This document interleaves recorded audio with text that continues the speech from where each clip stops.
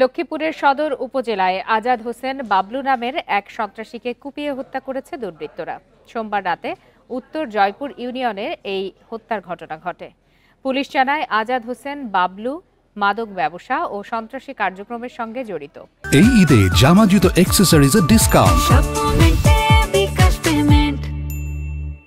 তার বিরুদ্ধে থানায় একাধিক মামলা রয়েছে। গত 11 এপ্রিল রুবেল হোসেন নামে এক মাদক ব্যবসায়ীকে গুলি করার ঘটনায় মামলায় পুলিশ তাকে গ্রেপ্তার করে। সম্প্রতি সপ্তাহখানেক আগে তিনি জামিনে আসেন। মাদক ব্যবসাকে কেন্দ্র করেই প্রতিপক্ষের লোকজন তাকে কুপিয়ে হত্যা করেছে বলে ধারণা করছে পুলিশ।